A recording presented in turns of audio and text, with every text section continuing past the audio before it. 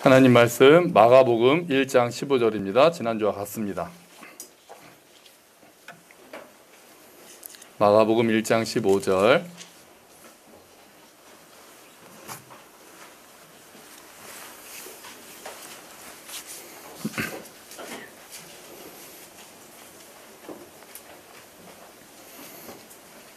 마가복음 1장 15절 말씀이요. 신약 53페이지쯤 있겠네요. 마가복음 1장 15절 말씀 우리 같이 읽어볼까요? 이르시되 때가 찼고 하나님의 나라가 가까이 왔으니 회개하고 복음을 믿으라 하시더라. 아멘. 아멘. 오늘 설교 제목이 뭡니까? 하나님의 나라입니다. 하나님의 나라. 오늘 예수님께서 하신 말씀 하나님의 나라, 이 마가복음 1장 15절을 우리가 좀 더 자세히 보겠다고 말씀을 드렸는데요. 하나님 나라는 예수님이 가르치신 것을 압축한 표현이라고 할 수 있습니다. 오늘 공생애를 시작하시면서 이제 그 세례를 받으시고 또 마귀의 유혹도 이기시고 그렇게 하신 다음에 공생애를 시작하시면서 처음 하시는 말씀이 하나님의 나라가 가까이 왔다. 때가 찼고 하나님의 나라가 가까이 왔다. 그 다음에 예수님이 부활하신 다음에 며칠 동안 이 땅에 계셨죠? 40일 계셨거든요. 40일 계시는데 40일 동안 무엇을 하셨을까요? 사도행전 1장 3절에 그 대답이 있습니다. 주보에 나와 있습니다. 사도행전 1장 3절이요. 예수께서 고난을 받으신 뒤에 자기가 살아계심을 여러 가지 증거로 드러내셨습니다. 그는 40일 동안 그들에게 여러 차례 나타나시고 하나님 나라에 관한 일들을 말씀하셨습니다. 아멘. 부활하신 다음에 40일 동안 이 땅에 계시면서 여러 차례 제자들에게 나타나셨고 하나님 나라에 대해서 말씀하셨다고 이야기를 합니다. 그러니까 예수님이 처음 시작하셨을 때도 하나님의 나라에 대해서 말씀하시면서 시작하셨고 부활하신 후에도 하나님 나라에 관한 이야기들을 계속 하셨다는 거죠. 복음서를 보면은 예수님께서 오셔서 이제 선포하신 것이 공통적으로 하나님의 나라라는 것을 알 수 있습니다. 주보에 보시면 누가복음 4장, 누가복음도 이렇게 표현합니다. 누가복음 4장 43절 말씀에 그러나 예수께서 그들에게 말씀하셨다. 나는 다른 동네에서도 하나님 나라의 복음을 전해야 한다. 나는 이 일을 위하여 보내심을 받았기 때문이다. 아멘. 하나님 나라의 복음을 전해야 된다. 누가복음에서도 이렇게 말씀하셨어요. 마가복음에서도 우리가 본 것처럼 하나님 나라가 가까이 왔다고 말씀하셨고요. 다만 마태복음에는 조금 표현이 다릅니다. 주보에 또 있습니다. 마태복음 4장 17절 말씀이요. 같이 읽어볼까요? 이때부터 예수께서 비로소 전파하여 이르시되 회개하라 천국이 가까이 왔느니라 하시더라. 아멘. 이 말씀이 사실은 좀 더 익숙하죠. 회개하라 천국이 가까이 왔다. 그런데 복음서 중에서는 어떤 복음서가 제일 먼저 쓰였습니까? 마가복음이 제일 먼저 쓰였거든요. 그래서 아마 원래 예수님께서 하신 말씀은 하나님의 나라였을 거다. 우리가 이렇게 봅니다. 학자들이 그렇게 봅니다. 그러니까 마가복음하고 누가복음은 대상이 이방인들이에요. 마가복음은 주로 로마에 있는 사람들이고 또 누가복음은 이방인들이거든요. 그러니까 예수님께서 하신 말씀을 그대로 적었지만 마태복음은 유대인들을 대상으로 하신 말씀이기 때문에 하나님이라는 단어를 쓰는 걸 좀 이제 유대인들은 좀 이렇게 경외하는 마음으로 하나님이라는 단어를 함부로 쓰면 안 된다고 생각을 했기 때문에 하나님의 나라라는 단어를 하늘나라, 그래서 하늘이라는 표현으로 바꿨을 거다. 그렇게 이제 보고 있는 거죠. 그러니까 원래는요, 화면을 보시겠어요? 원래는 하나님 나라, 이게 이제 예수님께서 선포하신 복음의 내용이에요. 하나님 나라. 그런데 뭘로 바꿨다고요? 천국, 하늘나라. 그러니까 이게 같은 표현이 됩니다. 그래서 성경에서 천국이라는 표현, 마태복음에서 특히 천국, 하늘나라 이런 표현을 보면 아, 이거는 하나님 나라를 이야기하는구나. 그렇게 우리가 같은 말씀이구나 이렇게 생각할 수가 있어요. 그런데 어느 말이 더 편합니까? 하나님 나라랑 천국이랑 어느 말이 더 익숙합니까? 천국이 더 익숙하잖아요. 그러니까 천국을 자꾸 이야기를 하다가 조금 부작용이라고 해야 될까요? 아니면 좀 이쪽으로 너무 치우쳤다고 해야 될까요? 네, 치우쳤다는 표현이 낫겠네요. 천국이라는 하나님 나라라는 말 대신에 천국이라는 말을 자꾸 쓰다 보니까 사람들이 하나님 나라, 천국 하면은 죽어서 가는 곳으로 생각하는 경우가 많이 생겼습니다. 죽어서 가는 곳. 이 땅에는 소망이 없고 죽어서 가는 천국. 하늘에 있는 천국. 이제 그렇게만 생각을 하게 돼서 조금 균형을 잃었다라고 보는 거죠. 하나님 나라라는 개념은 그보다 더 큰 개념인데 천국이라는 말로 자꾸 바꿔서 마태복음에 있는 말씀을 주로 우리가 보다 보니까 조금 이제 너무 죽어서 가는 저곳, 저 땅 이렇게 우리가 표현하는 경우가 많다는 거죠. 하지만 하나님 나라는 고정된 장소의 개념은 아닙니다. 고정된 장소의 개념이 아니라 하나님의 이제 움직이는 영역을 나타내는데요. 여기서 하나님 나라라는 단어를 좀 더 원어에 가깝게 번역하면 이렇게 번역을 하는 게 더 나을 수 있습니다. 하나님의 왕국이라고 번역하는 게 나올 수 있습니다. 하나님의 왕국. 나라랑 왕국이랑 뭐가 다르죠? 누가 있고 없고의 차이입니까? 왕이거든요, 왕. 그러니까 하나님 나라라는 표현은, 이 나라라는 표현이 이제 지금 우리가 쓰는 표현이지만 원래 예전에는 다 왕이 있었잖아요. 그러니까 하나님 나라라는 표현은 하나님이 왕이 되신 나라. 그게 더 중요한 개념이 되는 거죠. 지금 우리가 나라 하면 우리 손으로 뽑은 대통령이 있고 뭐 수상이 있고 이런 식이지만 그 당시에 나라라고 했을 때는 왕이 다스리는 곳이란 말이죠.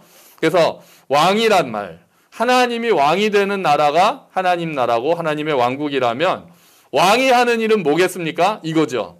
다스리고 통치하는 게 왕이 하는 일입니다. 그러니까 결국 요 말이 중요한 거예요. 다스림, 통치, 이 말이 중요한 거예요. 그래서 하나님 나라라는 말은 하나님이 다스리는 곳이다. 이렇게 보는 게 가장 좋습니다. 죽어서 가는 곳뿐 아니라 하나님 나라가 가까이 왔다라고 예수님께서 말씀하실 때는 하나님의 다스림이 이제 이곳에 임하게 됐다. 이렇게 하신 말씀이라고 보는 게 좋다는 거죠. 하나님 나라라는 개념에 뭐가 중요하다고요? 다스림. 이거 꼭 기억해 주십시오. 다시요. 하나님 나라라는 개념에는 뭐가 중요하다고요? 다스림. 다스림이라는 단어가 너무나도 중요합니다. 그럼 하나님은 어디를 다스리십니까? 이스라엘만 다스리시나요? 교회만 다스리시나요? 아니면 우리 마음만 다스리시나요? 그렇지 않다는 거죠. 하나님 나라라는 개념은 예수님께서 만들어내신 개념은 아닙니다.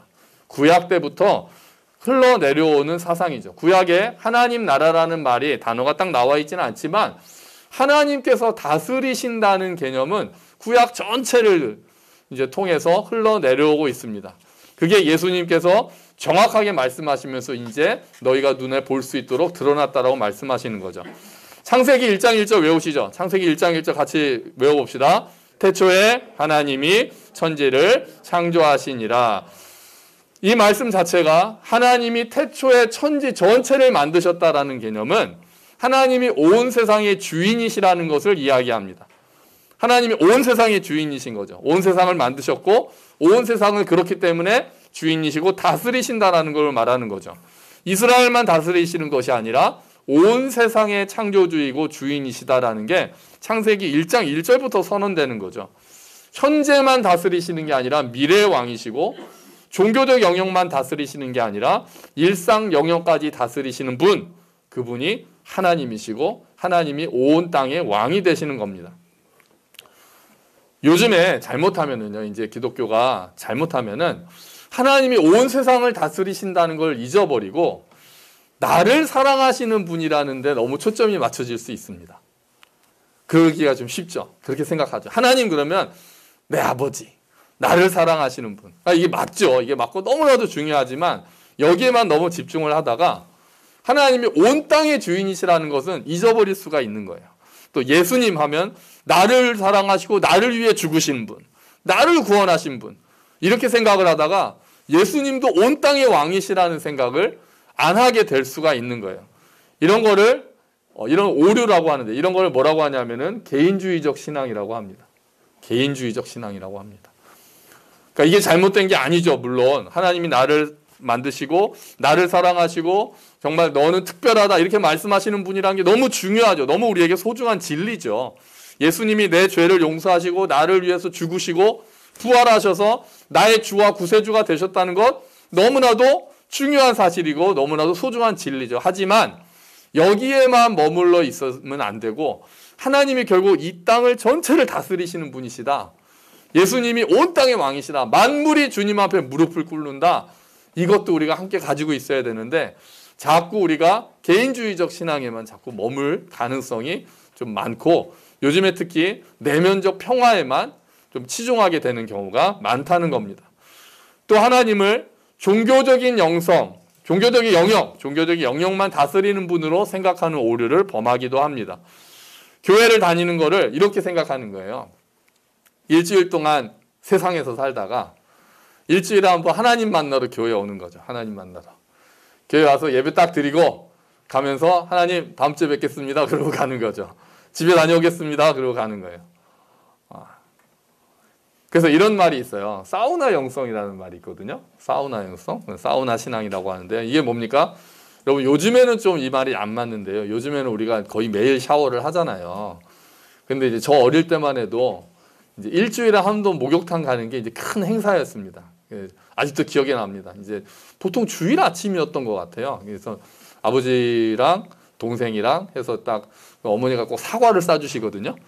그러면 꼭 이제 사과를 싸가지고 가서 찬물에 이렇게 담아가지고 사과 딱 집어넣고 목욕하고 나와서 그 사과 먹고 아니면 바나나 우유 먹고 일주일에 한 번 그렇게 먹고 몸에 있는 때 딱 빼고 돌아오는 것. 이게 교회를 그렇게 생각하는 경우가 있다는 거예요. 일주일 동안은 내 마음대로 하나님과 관계없이 좀 살다가 딱 주일이 되면은 성경 그 후탁교인이라고 전에 한번 말씀드렸죠. 후탁교인이 뭡니까? 그러니까 성경을 주중에 하도 안 봐서 이렇게 먼지가 쌓여 있는 거예요.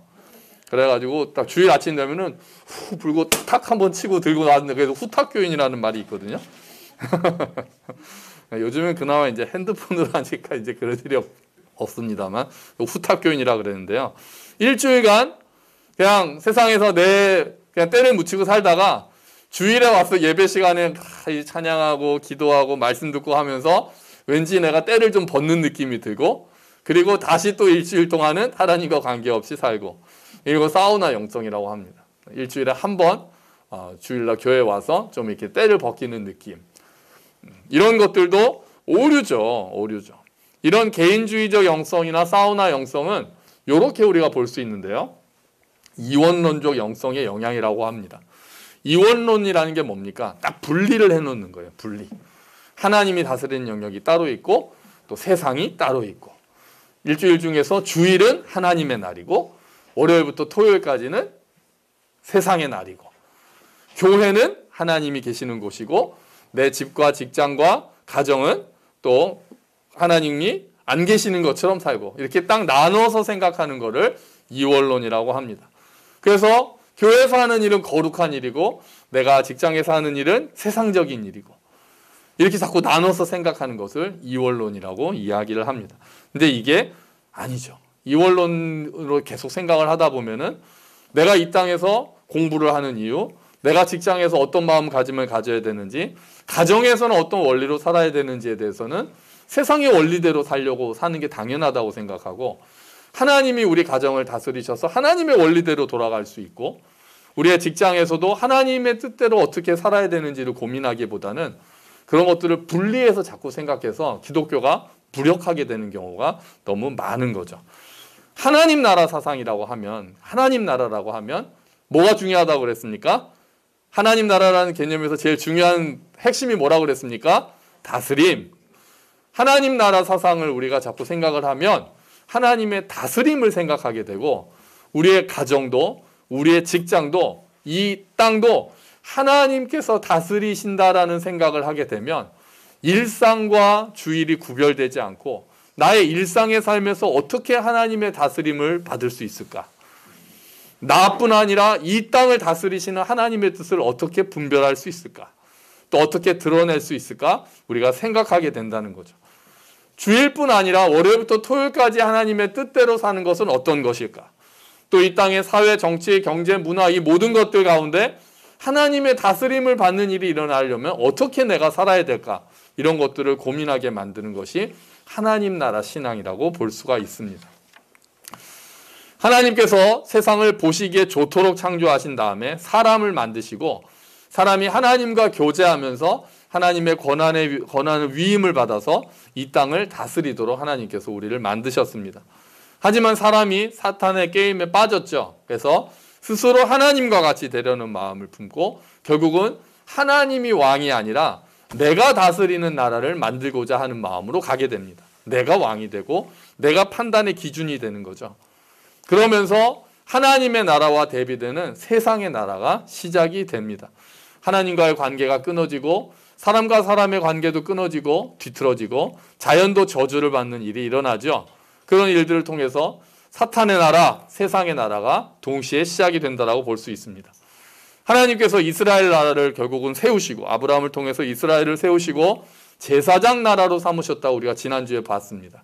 그래서 이스라엘을 통해서 이 땅에 하나님의 통치가 열방 가운데 임해서 열방이 하나님의 복을 받도록 하는 것이 하나님의 또한 계획이었는데요. 구약의 역사는 이스라엘이 끊임없이 하나님께 반역하고 하나님께로부터 멀어지는 것이 이스라엘 구약의 역사였습니다. 그래서 결국 하나님께서는 선지자들을 보내서 말씀하시죠. 언젠가 여호와의 날이 올 것이다. 언젠가 메시아가 와서 나의 다스림을 보여줄 것이다. 나의 통치를 보여줄 것이다. 구약은 계속해서 언젠가 그분이 오신다라고 이야기를 합니다. 그리고 때가 찼고 예수님께서 이 땅에 오셔서 딱 하신 말씀이 하나님 나라가 가까이 왔다라고 선언하시는 거죠. 그리고 예수님께서는 하나님 나라가 어떤 곳인지를 마가복음에서 계속해서 보여주십니다. 1장 15절에서 때가 찼고 하나님의 나라가 가까이 왔다라고 선언하신 예수님께서는요. 1장 뒷부분에 가면은 귀신을 내쫓으시고 질병을 고치시는 모습을 보여주십니다. 그리고 나중에는 이렇게까지 말씀하십니다. 주보에 보시면은 마태복음 12장 28절 말씀이 있습니다. 같이 읽어볼까요? 내가 만일 하나님의 영으로 귀신을 내쫓는다면 하나님의 나라가 이미 너희에게 온 것이다. 아멘. 예수님께서 귀신을 내쫓으신 이유는 하나님의 나라가 왔다는 걸 보여주시기 위함이었어요.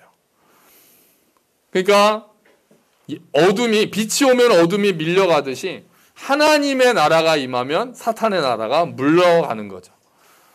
하나님의 임재가 나타난, 예수님께서 이 땅에 오실 때는 예수님이 계신 곳이 바로 하나님의 나라였고 하나님의 임재였기 때문에 하나님의 임재가 임한 곳에서는 하나님의 다스림이 임하게 되고, 그렇게 되면은 귀신이 쫓겨나고 질병이 치유되고 사람들이 해방되고 회복되는 역사가 일어나는 것이 예수님의 사역의 모습이었습니다.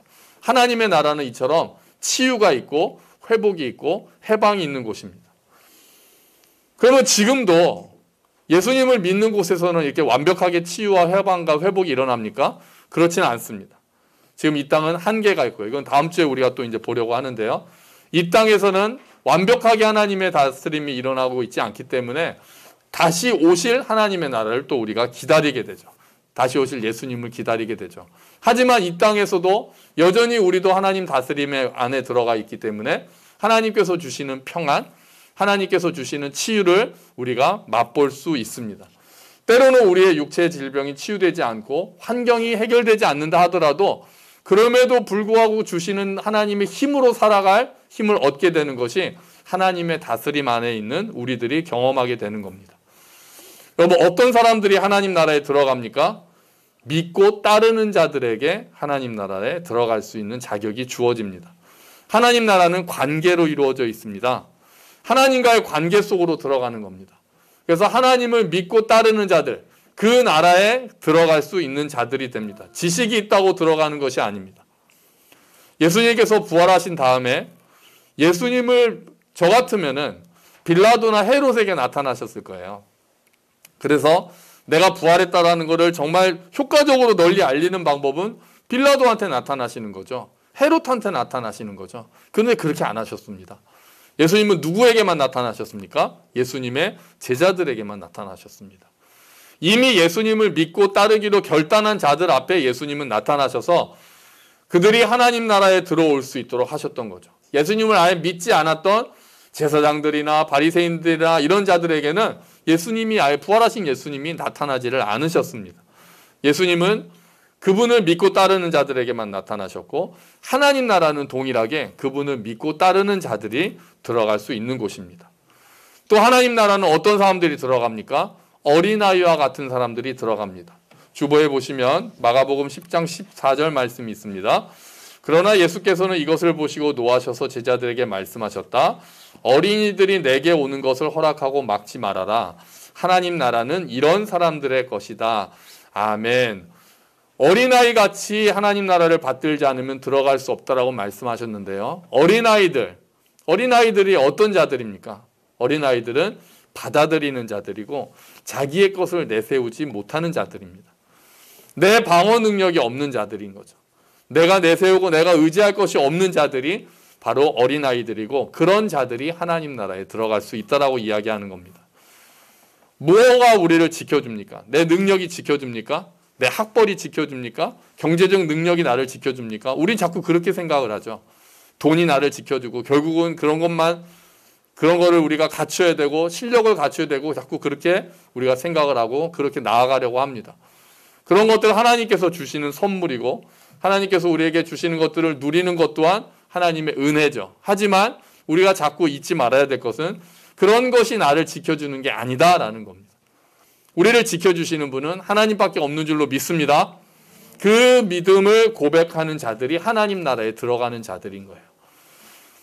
내가 하나님이 주신 선물을 감사하게 누리고 또 열심히 또 정직하게 일하고 실력을 쌓고 하지만 또 그 일들을 통해서 하나님께 영광을 돌리기로 힘쓰지만 그것들이 나를 지켜주지는 못한다는 것을 알고 하나님을 의지하는 삶을 살겠다라고 결단하는 자들이 하나님 나라에 들어간 자들의 특징이 되는 겁니다. 여러분, 우리는 예수님을 주와 구세주로 믿고 하나님 나라에 들어온 자들입니다. 아멘. 여러분은 하나님의 다스림 안에 있는 자들임을 믿습니다. 아멘. 뭐라고 이야기를 합니까? 골로새서 1장 13절 말씀 우리가 같이 읽어볼까요? 아버지께서 우리를 암흑의 권세에서 건져내셔서 자기의 사랑하는 아들의 나라로 옮기셨습니다. 아멘. 우리가 하나님의 나라로 아예 옮겨졌다는 거예요. 우리의 암흑의 권세에서 사탄의 나라에서 우리가 예수님을 주와 구세주로 영접할 때 우리를 아들의 나라, 예수님의 나라, 하나님의 나라로 우리를 옮기셨다는 거예요. 그래서 우리는 이제 하나님의 다스림 안에 들어가 있는 자들이죠. 하지만 여전히 사탄은 우리를 다스리려고 합니다. 우리가 하나님의 통치 아래에 있지만 우리를 여전히 다스리려고 옆에서 계속 찔러보는 게 사탄이 우리에게 하는 일입니다. 우리가 하나님의 다스림을 온전히 누리는 것을 방해합니다. 그래서 우리가 날마다 결단해야 되는 거예요. 내가 오늘 누구의 다스림 아래에 있을 것인가? 하나님의 다스림 아래에 있는 자들이 하나님 나라의 백성인데도 불구하고 자꾸 사탄은 영향을 우리에게 미치려고 하죠. 우리를 좌절시키려고 하고 하나님으로부터 멀어지게 하려고 하고 그래서 우리 신앙생활이 영적인 전쟁과 같다라고 이야기하고 전투와 같다라고 성경이 계속해서 이야기하는 겁니다. 그래서 깨어서 근신하라, 마귀를 대적하라고 성경은 계속해서 반복해서 우리에게 경계하고 있는 겁니다. 그래서 우리가 오늘 아침에 우리가 말씀을 묵상하면 내가 오늘도 하나님의 다스림 아래 살기를 원합니다. 내가 왕이 되는 것이 아니라 하나님이 나의 왕이 되시는 오늘 하루가 되기를 원합니다라고 우리가 기도하고 고백하면서 하루를 시작해야 되는 겁니다. 하나님 오늘도 나를 다스려 주십시오. 이렇게 기도하고 하나님의 뜻이 무엇인지를 분별하고 그 말씀에 순종하기 위해서 힘쓸 때 하나님의 통치가 우리 안에 온전히 거하는 거죠. 하나님께 순종할 때, 하나님의 뜻에 순종할 때 하나님의 다스림이 우리를 온전히 감쌀 수 있는 겁니다. 하나님 나라의 특징은 뭐가 있습니까? 하나님 나라의 특징이 우리 주보 마지막에 로마서 14장 17절입니다. 같이 읽어볼게요. 하나님의 나라는 먹는 것과 마시는 것이 아니요 오직 성령 안에 있는 의와 평강과 희락이라. 아멘. 하나님 나라의 특징이 이겁니다. 성령 안에서 의와 평강과 희락. 여러분, 우리는 하나님 아래에서 의인이 되었습니다. 하나님이 우리를 의인이라고 불러주셨습니다. 그리고 하나님이 세상이 알 수도 없고 세상이 볼 수도 없는 평강으로 우리와 함께 하신다고 말씀하십니다. 하나님 나라가 임한 곳에서는, 하나님의 다스림이 임한 곳에서는 하나님 세상이 알 수 없는 평강이 지배하게 됩니다. 세상이 알 수 없는 기쁨을 누릴 수 있게 됩니다. 우리의 상황이 아직 바뀌지 않았을 때라도 하나님이 주시는 평강 가운데 있을 수 있습니다. 우리의 환경이 우리를 누르고 있을 때에도 하나님을 바라보고 하나님께서 우리에게 하신 일들을 기억하고 하실 일들을 신뢰할 때 오직 우리만 경험할 수 있는 기쁨이 있습니다. 그게 하나님 나라의 특징입니다. 그게 우리가 내가 지금 하나님 나라의 통치를 받고 있구나, 하나님의 다스림을 받고 있구나라고 생각할 수 있는 겁니다. 여러분, 우리 가정이 온전히 하나님의 다스림을 받게 되기를 축원합니다. 우리 교회가 온전히 하나님의 다스림을 받게 되기를 축원합니다. 또한 우리를 통해서 이 땅의 모든 영역에서 하나님의 다스림이 드러나서 정말 하나님의 의가 드러나고 하나님의 평강이 드러나고 하나님의 희락이 드러나는 그런 의의 통로가 되기를, 하나님의 다스림의 통로가 되는 삶을 살기를 오늘 하루도 결단하고, 나만 다스릴 수 있는 것이 아니라 세상의 왕이신 하나님을 생각하고 하나님의 통치가 이 땅에 온전히 임하기를 원합니다라고 기도가 점점 더 넓어지는 저와 여러분이 되시기를 주의 이름으로 축원합니다. 아멘. 우리 같이 기도하겠습니다. 주님, 하나님 나라 이 땅에 임했다라고 말씀하셨습니다. 우리가 하나님의 다스림을 받습니다. 주님, 우리 가정이, 우리 교회가 온전히 하나님의 다스림을 받기를 원하고 이 땅에 하나님의 다스림이 더 드러나기를 원합니다. 내가 그 다스림의 통로가 되기를 원합니다. 주님 도와주시옵소서. 우리 함께 기도하겠습니다.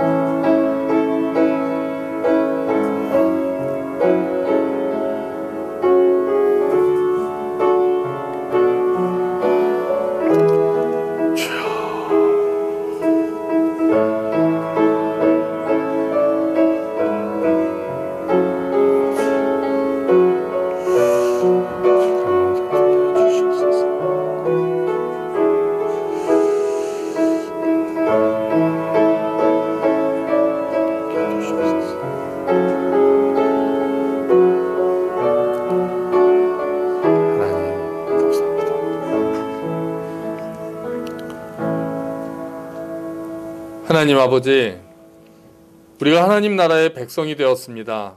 하나님의 다스림을 받습니다. 주님, 그 다스림이 온전히 이루어지기를 간절히 사모합니다. 주님, 우리의 가정이, 우리 교회가, 또한 이 땅이 하나님의 다스림 아래 있기를 원합니다. 주님, 지금도 우리를 하나님의 다스림에서 멀어지게 하고 우리에게 영향을 미치려는 세력들이 있습니다. 그 악한 세력들을 우리가 물리칠 수 있도록 도와주시고, 하나님 아버지, 날마다 결단하며 내가 오늘 하나님의 다스림을 받겠다라고 결심하고 말씀에 순종하는 삶을 살 수 있도록 도와주시옵소서. 그래서 정말 하나님 나라의 특징, 의와 평강과 희락을 경험하는 우리의 삶이 될 수 있도록 주님 도와주시옵소서. 하나님의 다스림이 교회에만 있는 것이 아니라, 내 내면에만 있는 것이 아니라 우리의 일상생활에도 하나님의 다스림이 임하고 이 땅에도 하나님의 다스림이 임하기를 원하고, 월요일부터 토요일까지도 하나님의 다스림을 받기를 원할 때, 주님, 우리가 그렇게 결단하고 순종하는 삶을 살 때 하나님께서 주시는 크신 복을 경험하며 하나님께서 얼마나 광대하신 분인지를 생각하며 이 땅에서 하나님 나라의 통로가 되는 삶을 살 수 있도록 주님, 우리를 강건하게 세워 주시옵소서. 감사합니다. 주님, 이 모든 말씀 예수 그리스도의 이름으로 기도합니다. 아멘. 다 함께 자리에서 일어서셔서